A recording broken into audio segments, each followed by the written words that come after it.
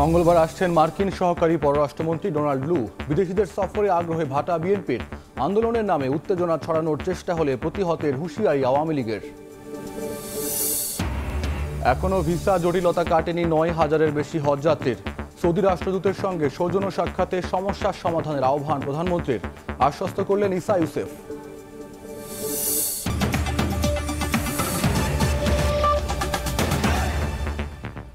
দেখছিলেন শিরোনাম, প্রবাসের সময় সঙ্গে আছি আমি ফয়সাল আহমেদ পিয়াস।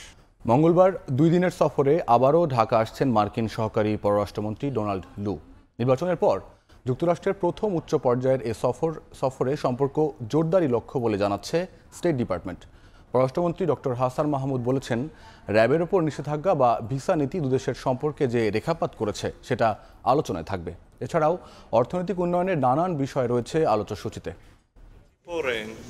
মানুষের দেশ বাংলাদেশে ফিরে আসতে পেরে আমি আনন্দিত। নির্বাচনের আগে 2 দফা মার্কিন যুক্তরাষ্ট্রের দক্ষিণ ও মধ্য এশিয়া বিষয়ক সহকারী পররাষ্ট্রমন্ত্রী ডোনাল্ড লুর সফর অভ্যন্তরীণ রাজনীতির আলোচনা সমালোচনার কেন্দ্রবিন্দু হয়ে উঠেছিল। পরিবর্তিত প্রেক্ষাপটে নির্বাচনে 4 মাস পর আবারও ঢাকায় আসছেন লু। এবার আর থাকছে না রাজনীতিবিদদের সঙ্গে আলোচনা, সরকারি পর্যায়ে বৈঠকই সফরের মূল আকর্ষণ। তবে বাদ পড়েনি সুশীল সমাজের সঙ্গে সাক্ষাৎ। আমরা কর্মকর্তার লেভেলে আমরা মিট করব মোস্টলি, সুতরাং আমরা কোন কোন মেকানিজমকে আরও এগিয়ে নেওয়া যাবে এর মধ্যে সেই বিষয়ে আলোচনা হবে। মার্কিন পররাষ্ট্র দফতরের ওয়েবসাইটে বলা হয়েছে 10 থেকে 15 মে ভারত, শ্রীলঙ্কা, বাংলাদেশ সফর করবেন ডোনাল্ড লু। এসব দেশের সঙ্গে দ্বিপাক্ষিক সম্পর্ক জোরদার সহ মুক্ত, অবাধ ও সমৃদ্ধ ভারত প্রশান্ত মহাসাগরীয় অঞ্চল বাস্তবায়ন গুরুত্ব পাবে সফরে। মূল দ্বিপাক্ষিক বৈঠক হবে পররাষ্ট্র সচিবের সঙ্গে। মাসুদ বিন মোমেন জানান, যুক্তরাষ্ট্রের সঙ্গে সম্পর্ক আরও জোরদারে নানা পথ খোঁজার চেষ্টা থাকবে বৈঠকে। আমাদের সাথে ওদের প্রচুর মেকানিজম আছে, প্ল্যাটফর্ম আছে, ডায়ালগ আছে, তো এইগুলা সবগুলাই আরও কিভাবে রিঅ্যাক্টিভেট করা যায়। একটি নতুন সরকার গঠিত হয়েছে, স্টেবল একটি সরকার, তারা তাদের রেগুলার কর্মকাণ্ড এগিয়ে নিয়ে যাচ্ছে। আমরা বিভিন্ন দেশের সাথে আমাদের সম্পর্ক এগিয়ে নিয়ে যাচ্ছি, সুতরাং সকল দেশই মনে করছে যে এখন আমাদেরকে সাথে এঙ্গেজ করা। এদিকে সোমবার পররাষ্ট্র মন্ত্রণালয়ে এক অনুষ্ঠানে মন্ত্রী হাসান মাহমুদ বলেন, র্যাবের উপর নিষেধাজ্ঞা, ভিসা নীতির মতো ইস্যুতে ঢাকা ওয়াশিংটন সম্পর্কে যে রেখাপাত হয়েছে তা নিয়ে আলোচনা হবে। অর্থনৈতিক সম্পর্ক আছে, আমাদের নানা ক্ষেত্রে কোঅপারেশন আছে, সেগুলো নিয়ে তো অবশ্যই আলোচনা হবে। ভিসা নীতি কিংবা র্যাবের কিছু ব্যক্তি বিশেষের উপর নিষেধাজ্ঞা, সেগুলো আমাদের সম্পর্কের ক্ষেত্রে কিছুটা রেখাপাত করেছে তো বটেই, সেগুলো আমরা অবশ্যই আলোচনা করব এবং সেগুলো যাতে সহজীকরণ হয় বা উঠে যায় সে নিয়ে আমরা মার্কিন প্রশাসনের ইতিপূর্বে হোয়াইট হাউস এবং স্টেট ডিপার্টমেন্টের যে সমস্ত কর্মকর্তা এসেছিল তাদের সাথে আলোচনা করেছি। সেই প্রসঙ্গগুলো স্বাভাবিকভাবে আসতেই পারে। ডোনাল্ড লুর সফরে অর্থনৈতিক সম্পর্ক জোরদার হবে বলেও আশাবাদ পররাষ্ট্রমন্ত্রীর। শাতিলা শারমিন, সময় সংবাদ, ঢাকা। ভোটের আগে মুখিয়ে থাকলেও এখন বিদেশিদের বিষয়ে আগ্রহে ভাটা পড়েছে বিএনপির। নেতারা বলছেন, বিদেশিদের ওপর নির্ভর করে আন্দোলন করে না তাদের দল। গণতন্ত্র রক্ষায় সবাইকে ঐক্যবদ্ধ হওয়ার আহ্বান বিএনপির মহাসচিবের। এদিকে আওয়ামী লীগের সাধারণ সম্পাদক ওবায়দুল কাদের বলেছেন, আন্দোলনের নামে উত্তেজনা ছড়ানোর চেষ্টা করা হলে প্রতিহত করবে ক্ষমতাসীনরা। নির্বাচনের আগে দফায় দফায় মার্কিন যুক্তরাষ্ট্র সহ পশ্চিমা দেশগুলোর প্রতিনিধিদের বাংলাদেশ নিয়ে তৎপর থাকতে দেখা যায়। বিএনপি নেতারাও ইউরোপ, আমেরিকার ঢাকার হাইকমিশন কিংবা দূতাবাসে প্রায় আনুষ্ঠানিক অনানুষ্ঠানিক বৈঠক করতেন। গেল বছর 28 অক্টোবরের কর্মসূচির দিন সন্ধ্যায় পল্টন কার্যালয়ে মার্কিন প্রেসিডেন্টের ভুয়া উপদেষ্টা নিয়েও চাঞ্চল্য সৃষ্টি হয় রাজনীতিতে। নির্বাচনের আগে পশ্চিমাদের বাংলাদেশের রাজনৈতিক প্রেক্ষাপটে নাক গলানোর বিষয়ে উৎসাহের বদলে আগ্রহে ভাটা পড়েছে বিএনপি নেতাদের। সোমবার সমমনা দলগুলোর সঙ্গে বৈঠকের পর মার্কিন সহকারী পররাষ্ট্রমন্ত্রী ডোনাল্ড লুর ঢাকা সফর নিয়ে প্রশ্ন করা হয় স্থায়ী কমিটির সদস্য নজরুল ইসলাম খানকে। বলেন, বিদেশিদের ওপর নির্ভর করে আন্দোলন করে না বিএনপি। ডোনাল্ড লুর ঢাকা সফর নিয়ে ভাবছে না দল। ডোনাল্ড লুর ব্যাপারটা অতখানি গুরুত্বপূর্ণ মনে করলে আমরা বলতাম, আমরা কিন্তু বলি না। ওনার আশা নিরাশায় আমাদের কিছু আসে যায় না। আমাদের কাছে এটা অত গুরুত্বপূর্ণ না। বাংলাদেশের মানুষ তার সমস্যার সমাধান বরাবরই নিজেরা করেছে।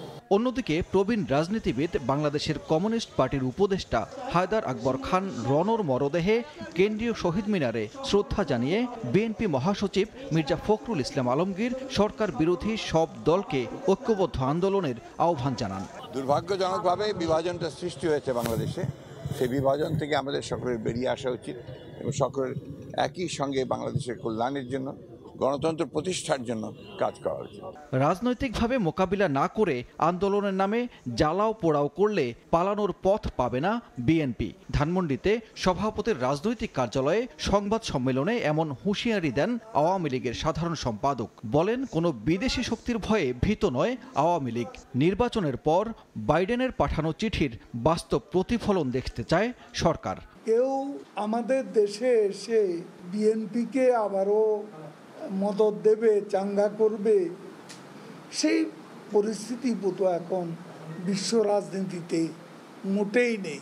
প্রেসিডেন্ট বাইডেন যে চিঠি আমাদের প্রধানমন্ত্রীকে দিয়েছে, সেই চিঠিতে আমেরিকার যে দৃষ্টিভঙ্গি প্রতিফলিত হয়েছে, আমরাও এখানে বাস্তবে দেখব সেটার প্রতিফলন বাস্তবে কতটা। উপজেলা নির্বাচনে এমপি মন্ত্রীদের স্বজনদের নির্বাচনে অংশগ্রহণ প্রসঙ্গে ওবায়দুল কাদের নিশ্চিত করেন, আওয়ামী লীগের সিদ্ধান্তে পরিবর্তন হয়নি। মনে করিয়ে দেন, শাস্তি বিভিন্নভাবেই হতে পারে। শাস্তিটা অনেকভাবে। সানবীর রূপল, সময় সংবাদ, ঢাকা। বাংলাদেশি হজ যাত্রীদের সুবিধায় ভিসা অনুমোদনের সময় বাড়াতে এবার সৌদি আরবকে আহ্বান জানালেন প্রধানমন্ত্রী শেখ হাসিনা। সোমবার সকালে ঢাকায় নিযুক্ত সৌদি রাষ্ট্রদূত সৌজন্য সাক্ষাৎ করতে গেলে প্রধানমন্ত্রী এই আহ্বান জানান। বেলা 10টায় প্রধানমন্ত্রীর বাসভবন গণভবনে সরকার প্রধান শেখ হাসিনার সঙ্গে সৌজন্য সাক্ষাৎ করেন ঢাকায় নিযুক্ত দেশটির রাষ্ট্রদূত ইসা ইউসেফ ইসা আল দুহাইলান। পরে প্রধানমন্ত্রীর প্রেস উইং থেকে জানানো হয়, হজে যাওয়ায় ভিসা না পাওয়া সবাইকে যাতে হজে অংশ নিতে পারেন, তাই ভিসা সহজ করতে প্রধানমন্ত্রী অনুরোধ জানিয়েছেন। জবাবে দ্রুতই ভিসা না পাওয়া 10,000 যাত্রীর সমস্যা সমাধানে উদ্যোগ নেওয়ার আশ্বাস দেন সৌদি রাষ্ট্রদূত। এ সময় বাংলাদেশে বিনিয়োগে আগ্রহী সৌদি কোম্পানি ও প্রকল্পের তালিকা প্রধানমন্ত্রীকে তুলে দেন রাষ্ট্রদূত।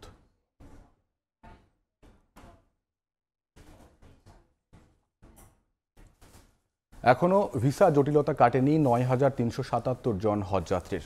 তবে উদ্বিগ্ন হওয়ার কারণ নেই বলছে হজ অফিস। আর হাব বলছে দ্রুতই ভিসা জটিলতা নিরসন হবে। বেশিরভাগ হজযাত্রী রেজিস্ট্রেশন করেছেন 4 বছর আগে। অবশেষে ইমিগ্রেশন শেষ করে বিমানবন্দরের উদ্দেশ্যে ছেড়ে যাওয়া বাসে ওঠার সময় প্রত্যেকের মুখে ছিল আনন্দের ছাপ। মহান আল্লাহর ঘরকে কাছ থেকে দেখার কথা ভেবেই আনন্দ হজযাত্রীদের চোখে মুখে। বলছিলেন এই দিনটির জন্য তাদের অপেক্ষার প্রহর গোনার গল্প। এই 4 বছর যে অপেক্ষা করতেছি, যা বৃথা যাচ্ছে না ইনশাআল্লাহ। অনেক খুশি লাগছে যে আলহামদুলিল্লাহ আল্লাহ নিয়ে যাচ্ছে তাড়াতাড়ি। আল্লাহ হুকুম করছে এই পর্যন্ত, ইনশাআল্লাহ আমরা রেডি হয়ে আসছি, বাকিটা আল্লাহর ইচ্ছা। আগের বছরগুলোর মতো এবার নেই তেমন কোনো অসন্তোষ। তবে হজযাত্রীদের চাওয়া এই ধারাবাহিকতা যেন বজায় থাকে। অতি সহজে আসতে পারলাম এবং এখানকার যে ম্যানেজমেন্ট খুব ভালো আছে। এবছর হজের ব্যবস্থা মানে খুব সুন্দর, হাজিদের কোনো হয়রানি নাই। এদিকে নিবন্ধিত হজযাত্রীদের মধ্যে এখনও 9,377 জনের ভিসা ইস্যু হয়নি। যদিও হাবের সভাপতির আশ্বাস, আগামী 2 দিনের মধ্যেই কেটে যাবে ভিসা সংক্রান্ত সব জটিলতা। আগামী 2 দিনের মধ্যে সব ভিসা হয়ে যাবে। যেগুলি পরে হচ্ছে এগুলি নিয়ে কোনো আমাদের শঙ্কাও নেই, বিকজ এগুলির ফ্লাইট কিন্তু অনেক পরে। ভিসা জটিলতা বা কোনো বিষয় এখন এগুলো নাই। যে সমস্যাগুলো হচ্ছে, কিছু আছে শারীরিক সমস্যা। একটা ফ্লাইটে হয়তো 2-4টে ফ্লাইটের মধ্যে 1-2 ফ্লাইট এরকম মিস হয়েছে, সেগুলো এরকম ইস্যু ছাড়া অন্য কোনো ইস্যু নাই। হজযাত্রার 5ম দিনে 8টি ফ্লাইটে বাংলাদেশ থেকে জেদ্দা যাচ্ছেন 3,283 জন হজযাত্রী। আল আমিন তুষার, সময় সংবাদ, ঢাকা। এদিকে চট্টগ্রাম থেকে আজ শুরু হচ্ছে হজ ফ্লাইট। রাত 3টায় 419 জন হজযাত্রী নিয়ে শাহ আমানত আন্তর্জাতিক বিমানবন্দর থেকে মদিনার উদ্দেশ্যে ছেড়ে যাবে প্রথম ফ্লাইটটি। এই মুহূর্তে সেখানে আছেন রিপোর্টার শফিকুল আলম, সরাসরি যাচ্ছি তার কাছে। শফিক। 3টা 20 মিনিটে চট্টগ্রাম শাহ আমানত আন্তর্জাতিক বিমানবন্দর থেকে 419 জন যাত্রী নিয়ে বাংলাদেশ বিমানের যাত্রা শুরু করবেন। ইতিমধ্যে কিন্তু 419 জন হাজি একটি ওয়েটিং রুমে এসে তারা অপেক্ষা করছেন এবং তারা এখন শুধু অপেক্ষা করছেন কখন আল্লাহ এবং আল্লাহর রাসূলের অর্থাৎ মক্কা মদিনায় তারা যাবেন, আল্লাহর সান্নিধ্য অর্জন করবেন এবং হাজিদের মূল উদ্দেশ্য কিন্তু আল্লাহর সান্নিধ্য অর্জনের। এবং এবার কিন্তু চট্টগ্রাম থেকে প্রায় 8,000 হাজি যাচ্ছেন এবং আজকে যেটি যাচ্ছে সেটি চট্টগ্রাম থেকে মদিনায় যাচ্ছেন এবং মোট 22টি ফ্লাইটে কিন্তু প্রায় 8,000-এর বেশি হজ যাত্রী চট্টগ্রাম থেকে মক্কা মদিনায়। যেমন আপনি হয়তো দেখতে পাচ্ছেন এখনো পর্যন্ত যে হাজিরা এখনো বসে আছেন। বাংলাদেশ বিমানটি আসার সাথে সাথে কিন্তু এই হাজিরা সবাই কিন্তু মদিনার উদ্দেশ্যে রওনা করবেন এবং কিছুক্ষণ পর কিন্তু এই যে এখানে বাংলাদেশ বিমান কর্তৃপক্ষ এবং যে হজ কাফেলা তারা একটি সংবাদ সম্মেলন ইতিমধ্যে শুরু হয়ে গেছে এবং সেখানে কিন্তু তারা কিছুক্ষণ পরে হাজিদের বিদায় করবেন। যে হজ হচ্ছে যেটা বলা হয়েছে মুসলিম উম্মার সবচেয়ে বড় জামায়াত এবং সবচেয়ে বড় মহামিলন। এই হজের উদ্দেশ্যে কিন্তু যারা সংকল্প করেছেন, যারা কিন্তু নিয়ত করেছেন, তারা কিন্তু সেই নিয়ত পালন করা অর্থাৎ তাদের যে নিয়ত আল্লাহ কবুল করেছেন সেই কবুল নিয়ে অর্থাৎ যে উদ্দেশ্য নিয়ে তারা কিন্তু আজকে যাত্রা শুরু করবেন এবং এবারে তারা বলছেন যে এবারে মূল ভাষা থাকবে অর্থাৎ মুসলিম উম্মার সবচেয়ে বড় মিলন থেকে একটি দাবি তোলা হবে, সবচেয়ে বড় মেসেজ থাকবে সেটি হচ্ছে নির্যাতিত এবং নিপীড়িত ফিলিস্তিনিদের জন্য মানুষের দোয়া করবেন এবং তাদের যে ফিলিস্তিন রাষ্ট্র প্রতিষ্ঠা যেন হয় সেই ঐক্যমত গঠন করবেন হাজিরা এবং তারা সেই কথাই কিন্তু বলছেন। কারণ মক্কা মদিনায় এবারে যে প্রতি বছরে কিন্তু 40 থেকে 50 লাখেরও বেশি হাজি সেখানে গিয়ে জমায়েত হন এবং সবারই উদ্দেশ্য থাকবে এবারে মেসেজ থাকবে ফিলিস্তিনি রাষ্ট্র প্রতিষ্ঠার এবং হাজিদের যে সবচেয়ে বেশি এখন হাজিরা কিন্তু এখানে চট্টগ্রামে বসে থাকলেও কিন্তু তাদের মন কিন্তু পড়ে রয়েছে আল্লাহর অর্থাৎ মক্কা মদিনায়, কবে তারা মক্কা মদিনার দিদার পাবেন এবং কিছুক্ষণ পর কিন্তু তারা বাংলাদেশ বিমানে করে কিন্তু শাহ আন্তর্জাতিক বিমানবন্দর থেকে মদিনার উদ্দেশ্যে তারা রওনা দিবেন। তো এই ছিল আমার কাছে সর্বশেষ তথ্য। যুক্ত ছিলাম চট্টগ্রামের শাহ আমানত আন্তর্জাতিক বিমানবন্দরে। ডলারের দর বাড়ার অজুহাতে কোরবানির আগেই অস্থির মশলার বাজার। এক সপ্তাহে জিরা, এলাচ ও লবঙ্গের মতো মশলার দাম প্রতি কেজিতে 50 টাকা বাড়ানো হয়েছে। অথচ এসব মশলা আমদানি হয়েছে 3 থেকে 4 মাস আগে। আর চাহিদার বিপরীতে অতিরিক্ত আমদানি হওয়ায় এই মুহূর্তে মশলার কোনো সংকট নেই বলে দাবি কাস্টমসের। স্বাগত ত্রিপুর ক্যামেরায় কমলদের রিপোর্ট।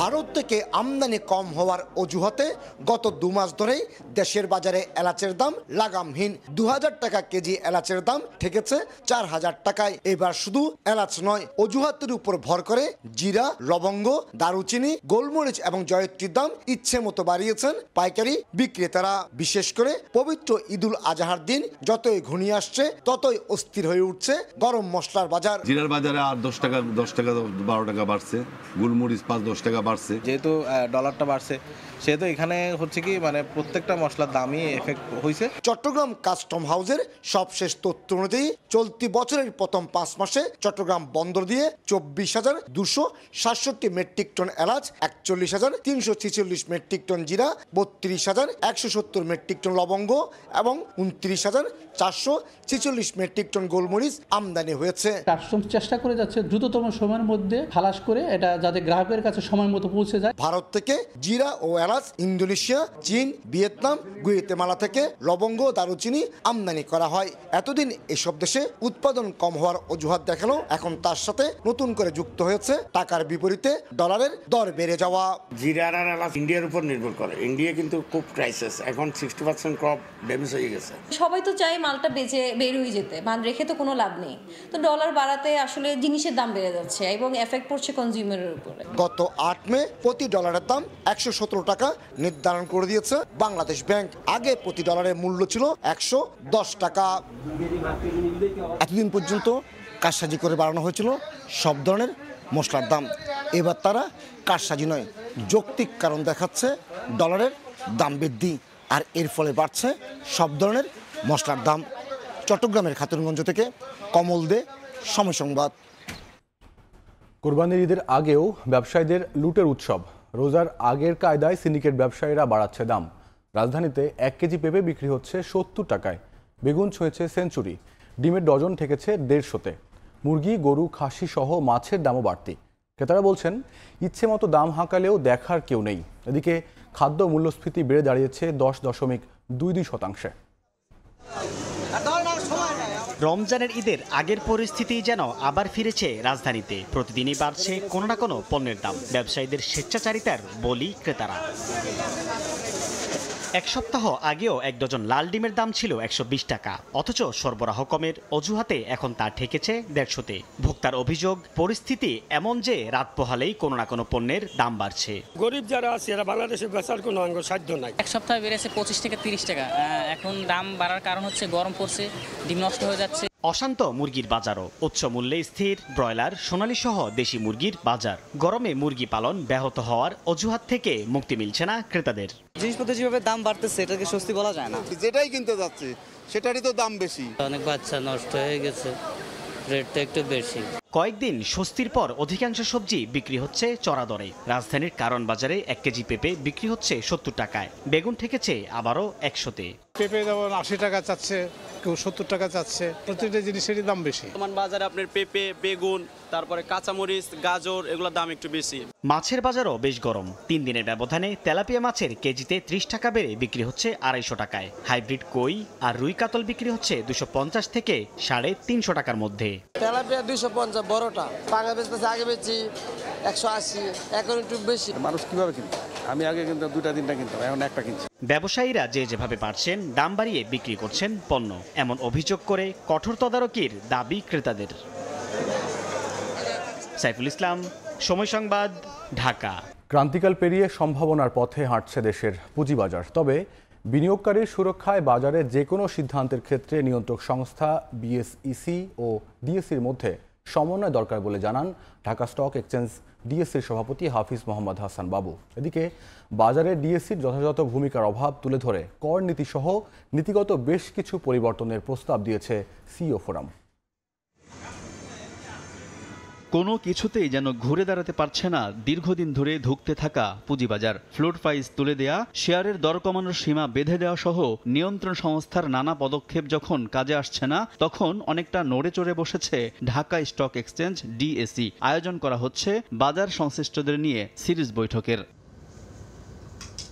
এরই অংশ হিসেবে বাজারে থাকা প্রতিষ্ঠানগুলোর প্রধানদের সংগঠন সিইও ফোরামের সঙ্গে সোমবার রাজধানীর নিকুঞ্জে নিজ দপ্তরে বৈঠকে বসেন ডিএসসি সভাপতি। আলোচনায় করনীতি পরিবর্তন, বাজারের শেয়ারের বৈচিত্র্য বাড়ানো সহ বেশ কিছু বিষয় সামনে এসেছে বলে জানানো হয় বৈঠক পরবর্তী ব্রিফিংয়ে। ট্যাক্স কাঠামোর বর্তমানে যেটা আছে সেইটা আমাদের কাছে আমাদের জন্য কীরকম এফেক্টিভ, বা এটাকে যদি মডিফাই করা হয় কী ধরনের মডিফিকেশান আসলে বাজারের জন্য পজিটিভ হয়, এটা আমাদের গবেষণা অনুযায়ী আমরা যেরকম হচ্ছে সেই বিষয়গুলো আমরা চেয়ারম্যান মহোদয়কে অবহিত করেছি। পুঁজিবাজারে বিদ্যমান সমস্যা সমাধানে ডিএসসির স্বাধীনতা চান প্রতিষ্ঠানের চেয়ারম্যান হাফিজ মোহাম্মদ হাসান বাবু। ঢাকা স্টক এক্সচেঞ্জ এবং বাংলাদেশ সিকিউরিটিজ অ্যান্ড এক্সচেঞ্জ কমিশনের মধ্যে একটা সুন্দর বন্ধন থাকা দরকার আছে। দীর্ঘমেয়াদী যে বড় বড় প্রজেক্টগুলো আছে, লোন ডিসবার্সমেন্ট এই পুঁজিবাজার থেকে হওয়া উচিত, যেগুলো বহির্বিশ্বে হচ্ছে। কিন্তু সরকারি প্রতিষ্ঠানগুলোকে পুঁজিবাজারে তালিকাভুক্ত করার প্রধানমন্ত্রীর নির্দেশ দ্রুত বাস্তবায়ন করা হবে জানিয়ে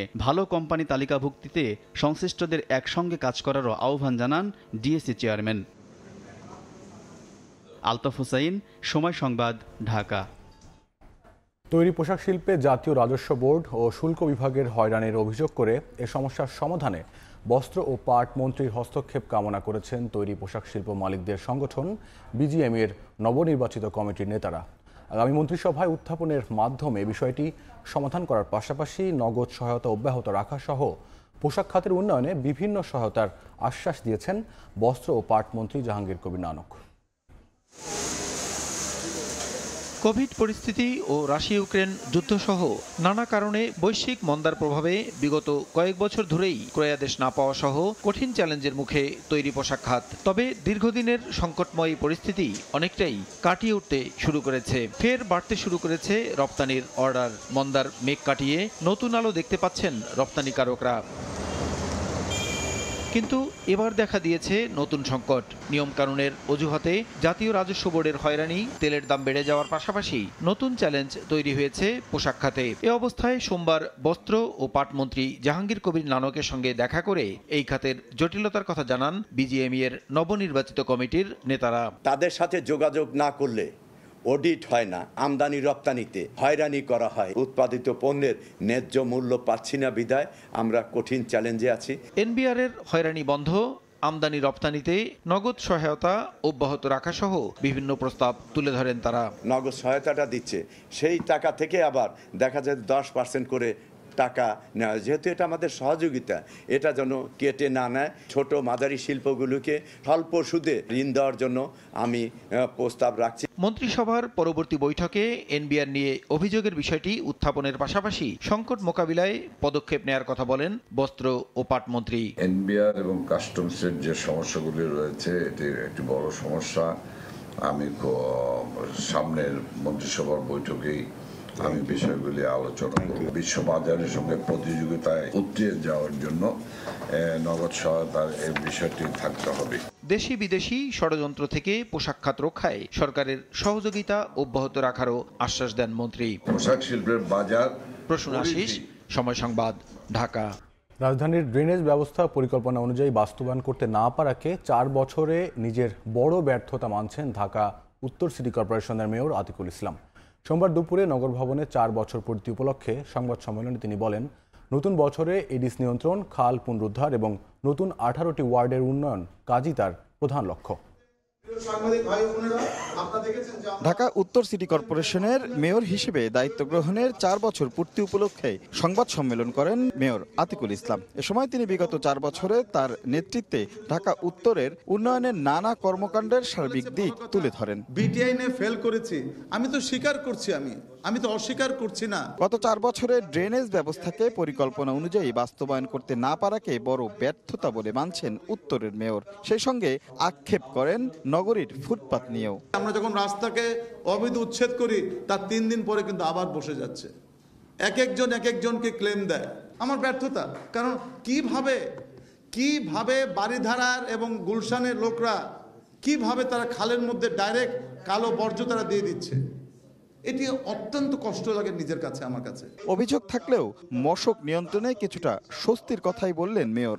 নতুন বছরে এডিস নিয়ন্ত্রণ, খাল পুনরুদ্ধার আর 18টি নতুন ওয়ার্ডের উন্নয়ন কাজ বাস্তবায়ন করাই প্রধান লক্ষ্য বলে জানান মেয়র। আমার এনফাসাইজ হচ্ছিল পরবর্তীতে 18টি ওয়ার্ড, 18টি ওয়ার্ড, 18টি ওয়ার্ড। এই 18টি ওয়ার্ডকে আমাদের যে সীমিত সংখ্যক যা কিছু আছে তা নিয়ে যত শীঘ্রই সম্ভব 18টি ওয়ার্ডকে মানুষকে ভোগান্তির থেকে রেহাই দেওয়ার জন্য। সামনের বছরে কাউরান বাজার থেকে ব্যবসায়ীদের স্থানান্তরের কাজটি বড় চ্যালেঞ্জিং হবে বলেও মানছেন উত্তরের মেয়র। রাশেদ লিমন, সময় সংবাদ, ঢাকা। যুক্তরাষ্ট্রের নিউ ইয়র্ক ও ওয়াশিংটনে বাড়ছে বাংলাদেশি হালাল রেস্টুরেন্টের সংখ্যা। বিশেষ করে নিউ ইয়র্কে সুনাম কুড়াচ্ছে খলিল বিরিয়ানি। বিদেশের মাটিতে বাংলাদেশি খাবারের ব্র্যান্ডিং করছেন ব্যবসায়ীরা। কাজল আব্দুল্লাহ রিপোর্ট।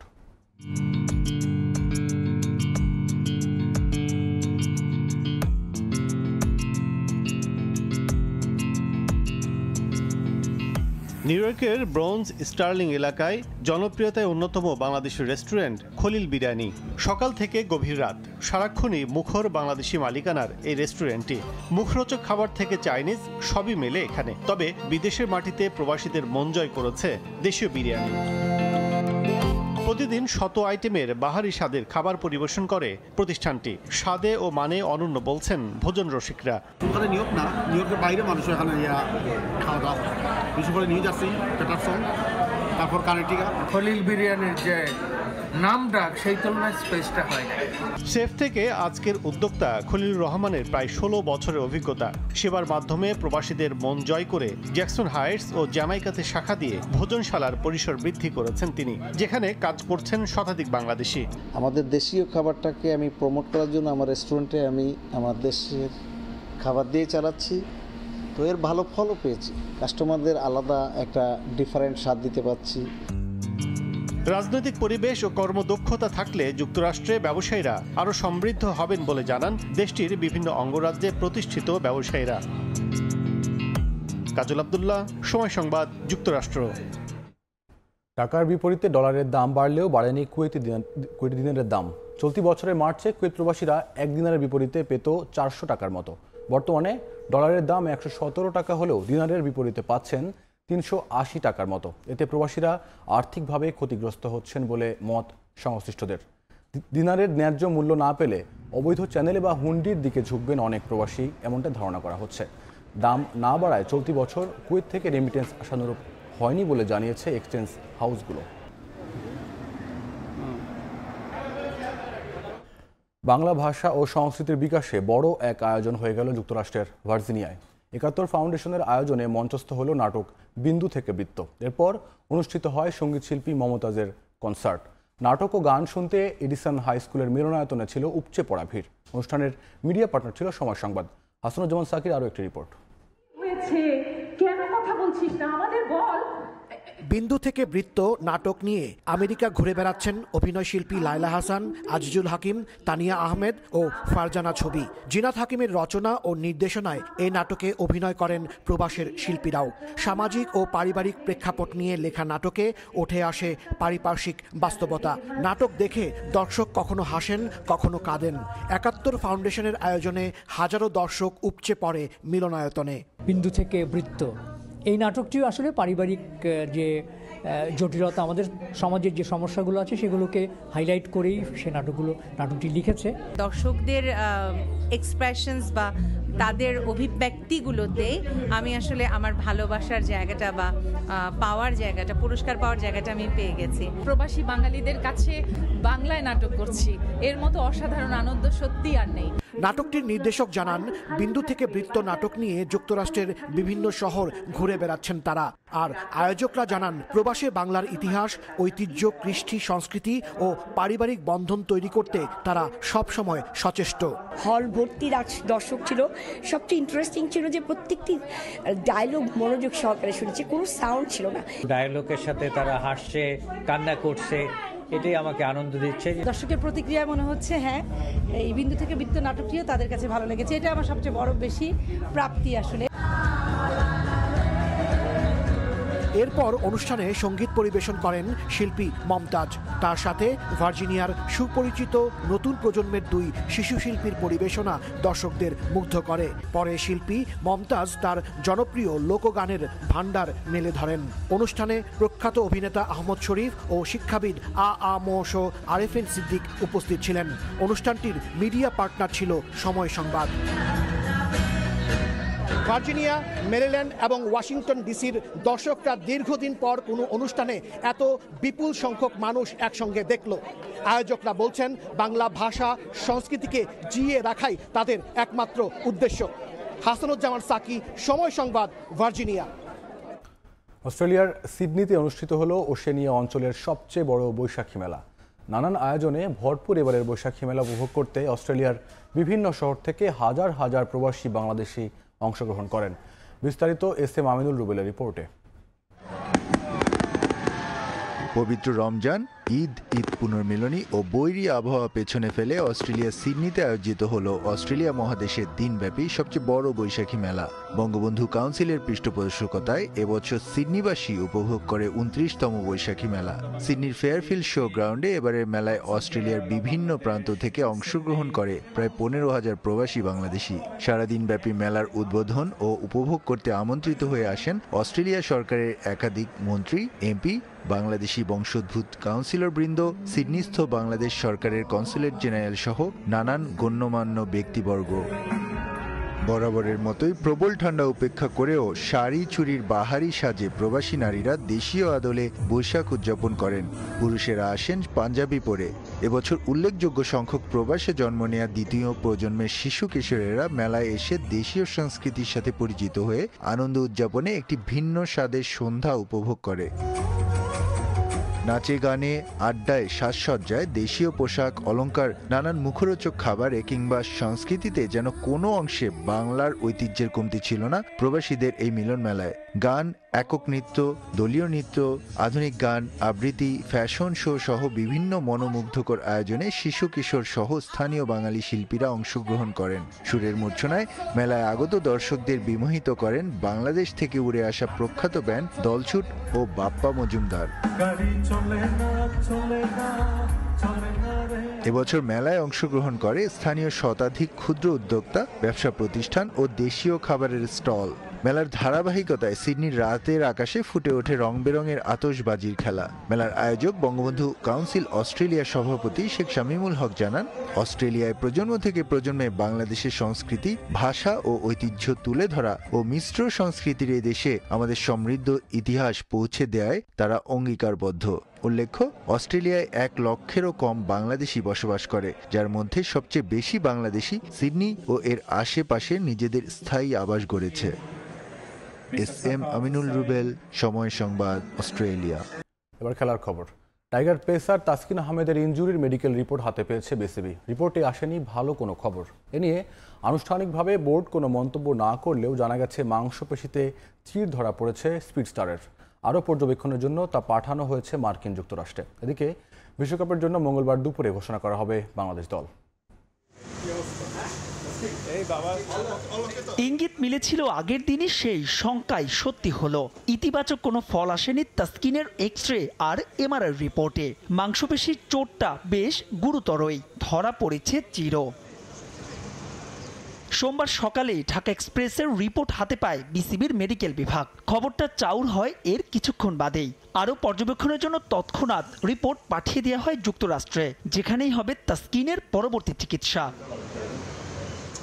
সাইড স্ট্রেনের চোট থেকে পুরোপুরি সেরে উঠতে 3 থেকে সপ্তাহ 6 মতো সময় লাগে। কখনো কখনো করতে হয় অপারেশনও। তবে জানা গেছে তাসকিনের চোট অতটা গুরুতর না হওয়ায় 3 সপ্তাহের মধ্যেই ফিট হয়ে উঠতে পারেন তিনি। আর বিশ্বকাপে টাইগারদের প্রথম ম্যাচের আগে যে সময়টা হাতে আছে বিসিবির, তারপরও প্রশ্ন উঠেছে, শেষ পর্যন্ত বিশ্বকাপ দলে জায়গা মিলবে তো স্পিড স্টারের?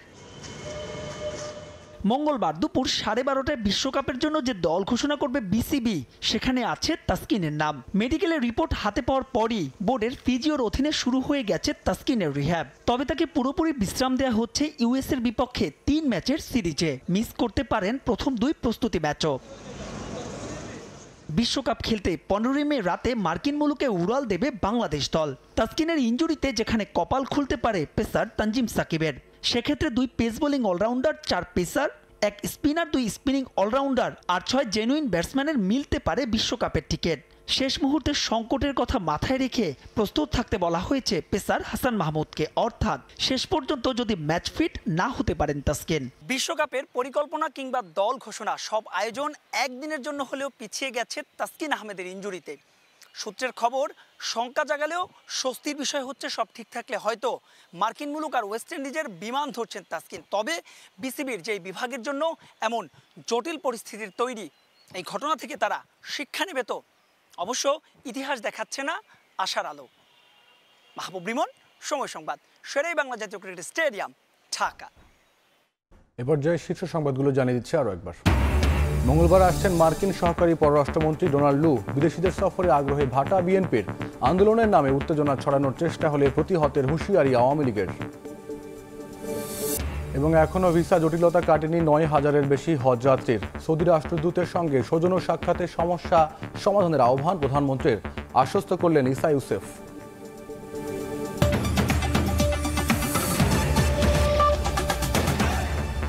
এ ছিল প্রবাসের সময়। সঙ্গে থাকুন সময়ের।